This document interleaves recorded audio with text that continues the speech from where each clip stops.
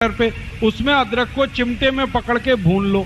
जब वो भुन गया तो उसको हल्दी में डाल दो, हल्दी पाउडर, पिसा हुआ हल्दी, तो हल्दी उस पे चिपक जाएगी और वो हल्दी चिपका हुआ अदरक जैसे ही मुंह में रखोगे 1 मिनट में खांसी बंद हो जाएगी, 1 ही मिनट।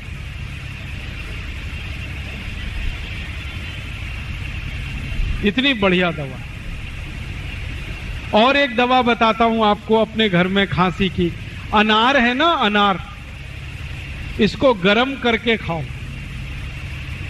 वैसे तो अनार ठंडा